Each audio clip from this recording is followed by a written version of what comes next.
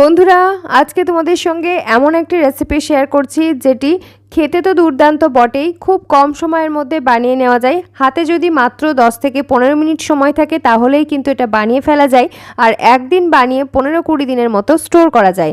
আর এই রেসিপি এতটাই স্বাস্থ্যসম্মত যে বাচ্চা থেকে বয়স্ক সবাইকে সার্ভ করা যায়, ওয়েট লস জার্নিতে ভীষণভাবে হেল্প করতে পারে। তো এর জন্য আমি কড়াইতে নিয়েছি ফার্স্টে 1 কাপ পরিমাণ জল, আর জল গরম হতেই এর মধ্যে আমি অ্যাড করে দিয়েছি হাফ কাপ পরিমাণ ড্রাই খেজুর, 1 কাপ নর্মাল খেজুর এবং 1/4 কাপ পরিমাণ কিশমিশ। এই সমস্ত কিছু একসাথে ভালোভাবে মিশিয়ে নিচ্ছি। আর এই রেসিপিটি একদিন বানিয়ে 15-20 দিনের মতো নর্মাল রুম টেম্পারেচারে স্টোর করা যায়, আর জার্নি করার সময় সঙ্গে করে কিন্তু নিয়ে যাওয়া যেতে পারে। বিশেষ করে তোমরা যারা স্টুডেন্ট, রাত জেগে পড়াশুনো করো, ঠিক রাত্রে পড়াশোনা করার সময় যখন প্রচণ্ড পরিমাণে মাঝে মধ্যে ফুডের ক্রেভিং হয়, সেই সময় কিন্তু এটা ভীষণ হেল্প করতে পারে। আর এর মধ্যে যেহেতু প্রচুর পরিমাণে পুষ্টিগুণ রয়েছে, প্রোটিন, ভিটামিন, ফাইবার, মিনারেল সমস্ত কিছু রয়েছে, তাই এটা কিন্তু একটা সুপার ফুড বলা যেতে পারে। তো যাই হোক, আমি এটাকে কিন্তু নাবিয়ে এক সাইডে রেখে দিলাম। জলটা কিন্তু ফুটতে দেওয়া চলবে না, ঢাকনা বন্ধ করে নাবিয়ে এক সাইডে রেখে দিলাম। এইবারে অন্য একটা প্যান বসিয়ে নিয়েছি, আর এর মধ্যে নিয়ে নিলাম 1 কাপের থেকে একটু কম বা 1.25 কাপ সানফ্লাওয়ার সিডস, 1/3 কাপ আমি এখানে পামকিন সিডস নিয়েছি, 1/4 কাপ এখানে আমি নিয়েছি মেলন সিডস বা তরমুজের বীজ, আর তারপরে আমি এখানে নিয়ে নিচ্ছি 2 টেবিল চামচ পরিমাণ ফ্ল্যাক্স সিডস বা যেটাকে বলে তিসি বীজ। এরপরে আমি এখানে নিয়ে নিচ্ছি 1/3 কাপ পরিমাণ আলমন্ড বাদাম। এখানে আমি একরকম বাদামই ব্যবহার করেছি, তোমরা চাইলে এর সঙ্গে কিন্তু কাজু বাদাম এবং পিনাট অ্যাড করে নিতে পারো, তবে অবশ্যই কাজু বাদামটা কোলেস্টেরলের সমস্যা থাকলে অ্যাভয়েড করতে হবে। সাথে নিয়ে নিলাম 2টো গোটা এলাচ, ছোট যে এলাচ সেই এলাচগুলোই নিয়েছি সুন্দর ফ্লেভারের জন্য। এবারে সমস্ত কিছু একদম লো আঁচে আমি ড্রাই রোস্ট করে নিচ্ছি। আমাদের আজকের এই রেসিপি কিন্তু সুগার, প্রেশার, কোলেস্টেরল, থাইরয়েড, ওজন সমস্ত কিছু নিয়ন্ত্রণে রাখতে সাহায্য করবে। তোমাদের যাদের পিসিওএস, পিসিওডি এইসব সমস্যা রয়েছে তাদের জন্য একেবারে অ্যাপ্রোপ্রিয়েট, আর তাছাড়াও বাচ্চাদের ব্রেন ডেভেলপমেন্টের জন্য একদম এই রেসিপিটি একেবারে অ্যাপ্রোপ্রিয়েট। তো ওগুলোকে আমি ড্রাই রোস্ট হতে দিলাম লো আঁচে। আর এদিকে আমরা যে আগের থেকে খেজুরগুলোকে একটু গরম জলে ভাপিয়ে নিয়েছিলাম, সেগুলো কিন্তু এখন মোটামুটি রুম টেম্পারেচারে চলে এসছে। ঢাকনাটা খুলে নিয়েছি, আর এখান থেকে আমি খেজুর আর কিশমিশ আলাদা করে নিচ্ছি। তার কারণ হচ্ছে ড্রাই যে খেজুরগুলো রয়েছে ওগুলো কিন্তু এখনও কিন্তু বেশ শক্ত রয়েছে। তো দেখো, কিশমিশগুলো বেশ নরম হয়ে গেছে, তো আমি এগুলোকে তুলে নিচ্ছি আলাদা জায়গায়। আর এরপরে আমরা এই জলের মধ্যেই ড্রাই খেজুরগুলোকে একটু ভাপিয়ে নেব। শুকনো খেজুরে থাকে প্রচুর পরিমাণে আয়রন, আর এই খেজুর ভিজিয়ে বা সিদ্ধ করে যদি খাওয়া হয় তাহলে ওই আয়রন কিন্তু আমাদের শরীর সহজে শোষণ করতে পারে।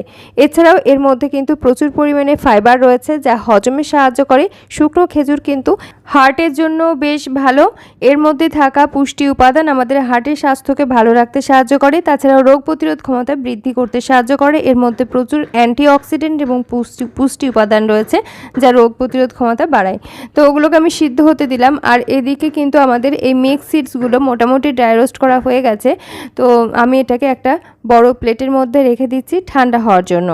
আর আমি এখানে আবারও বলছি, শুধুমাত্র আলমন্ড বাদামই ব্যবহার করেছি, তোমরা নিজেদের পছন্দ অনুযায়ী বাদাম কিন্তু অবশ্যই ব্যবহার করতে পারো। আমি একটু ছড়িয়ে রেখে দিলাম যাতে তাড়াতাড়ি ঠান্ডা হয়ে যায়।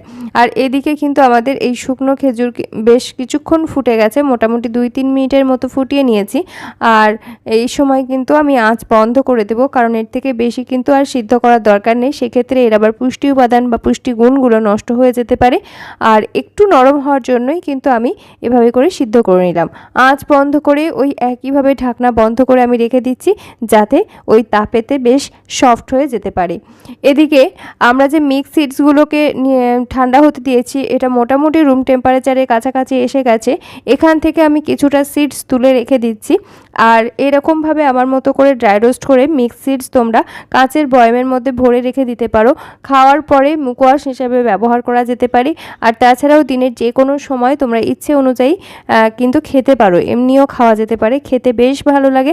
আর তাছাড়াও কিন্তু আমাদের শরীরে রোগ প্রতিরোধ ক্ষমতা বৃদ্ধিতে, ওজন নিয়ন্ত্রণে রাখতে এর কিন্তু বিশেষ ভূমিকা রয়েছে। তো আমি একটা কাঁচের বয়ামের মধ্যে ভরে এভাবে করে রেখে দিলাম। আর বাকি যে মিক্স সিডসগুলো রয়ে গেল ওগুলো গ্রাইন্ডারের যে ছোট জার, সেই ছোট ছোট জারটা আমি নিয়েছি আর এর মধ্যে সমস্ত ড্রাই সিডসগুলোকে নিয়ে নিলাম, যেগুলো ঠান্ডা হয়ে রুম টেম্পারেচারে এসে গেছে। এবারে এইগুলোকে একসাথে করে আমি বেশ ভালোভাবে গুঁড়ো করে মিহি একটা পাউডার বানিয়ে নেব। এগুলোর সঙ্গে কিন্তু অন্য কোনো কিছু অ্যাড করার কোনো প্রয়োজন নেই, শুধুমাত্র এই সিডস এবং নাটস একসাথে করে গুঁড়ো করে এরকম একটা পাউডার বানিয়ে নিয়েছি। তবে যদি সামান্য দানা দানা থাকে তেমন একটা অসুবিধা কিছু নেই, তবে চেষ্টা করবে থেমে থেমে পালস মোডে একদম মিহি পাউডার বানিয়ে ফেলার। এই পাউডারটাকে তোমরা চাইলে যে কোনো এয়ারটাইট কন্টেনারে কিন্তু সংরক্ষণ করে রাখতে পারো। এটাকে কিন্তু প্রোটিন পাউডার হিসেবে ব্যবহার করা যেতে পারে। গরম দুধের সঙ্গে এই পাউডার তোমরা 1 থেকে 2 চামচ করে গুলিয়ে বাচ্চাদেরকেও দিতে পারো, বড়রাও খেতে পারো। প্রোটিন শেক তৈরি হয়ে যাবে, সেক্ষেত্রে এটা কিন্তু ভীষণই হেলদি। তো এদিকে আমাদের যে খেজুরগুলোকে আমরা একটু সিদ্ধ করে নিয়েছিলাম, সেগুলো কিন্তু বেশ নরম হয়ে গেছে। ভিতর থেকে সিডসগুলোকে আমি ছাড়িয়ে নিচ্ছি।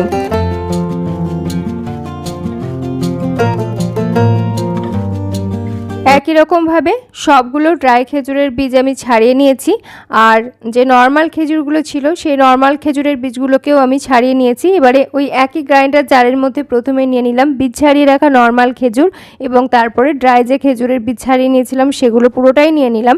আর একই সাথে আমরা যে কিশমিশগুলোকে গরম জলে একটু ভালোভাবে পরিষ্কার করে নিয়েছিলাম, সেই কিশমিশের জল ভালোভাবে ঝরিয়ে নিয়ে এর সঙ্গে অ্যাড করে দিলাম। দিয়ে সমস্ত কিছু একসাথে ভালো করে একটা পেস্ট বানিয়ে নেব। তবে যদি মিহি পেস্ট না হয় সেক্ষেত্রে তেমন একটা অসুবিধা কিছু নেই, তবে ভালোভাবে পেস্ট বানিয়ে নেওয়ার চেষ্টা করবে।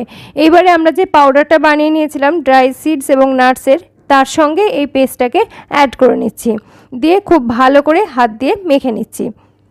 এই পর্যায়ে বন্ধুরা তোমরা কে কোথায় থেকে আমাদের রেসিপি দেখছো অবশ্যই ছোট্ট একটা কমেন্টের মাধ্যমে জানিও। একই সাথে ভিডিও কেমন লাগছে জানাতে ভুলো না। চ্যানেলটি সাবস্ক্রাইব করা না থাকলে অতি অবশ্যই সাবস্ক্রাইব করে পাশে থাকা বেল আইকনটা অল করে রেখো, কারণ আমি কিন্তু প্রতিনিয়ত এরকম স্বাস্থ্যকর রেসিপি শেয়ার করে থাকি, যেগুলো বাচ্চা থেকে বয়স্ক সবার জন্য উপকারী হওয়ার পাশাপাশি তোমরা যারা শরীরের ওজন নিয়ন্ত্রণে রাখতে চাইছো তাদের জন্য ভীষণই হেল্পফুল। আর অবশ্যই তোমার আত্মীয় পরিজনদের সঙ্গেও শেয়ার করতে পারো, যাতে তারাও এরকম সহজ সরল এবং স্বাস্থ্যসম্মত রেসিপির সন্ধান পাই খুব সহজেই। তো দেখো মিশ্রণটা আমি ভালো করে মেখে নিয়েছি, এবং এটা কিন্তু এখন বেশ একটু আঠালো ধরনের রয়েছে, হাতে একটু স্টিকি টাইপের লাগছে। তো এখান থেকে আমি ছোট ছোট করে পোরশন নিয়ে এরকম করে প্রথমে ভাগ করে নিচ্ছি। যেহেতু এটা একটু আঠালো ধরনের সেই জন্য আমি ভাগ করে নিচ্ছি। আর তারপর হাতটা ভালো করে পরিষ্কার করে নেওয়ার পর সামান্য পরিমাণ ঘি কিন্তু হাতে লাগিয়ে নিতে হবে, যাতে বলসগুলো সুন্দরভাবে বানানো যায়। একদমই স্বাস্থ্যকর উপায়ে কোনো রকম গুড় চিনি এসবের ব্যবহার ছাড়াই সম্পূর্ণ ইউনিক ওয়েতে আজকে তোমাদের সঙ্গে এনার্জি বলস তৈরির রেসিপিটি শেয়ার করছি। ইউটিউবে এমনিতেই প্রচুর কিন্তু এনার্জি বলস এনার্জি বার তৈরির রেসিপি রয়েছে, তবে আমার এই রেসিপিটি কিন্তু সম্পূর্ণ ইউনিক।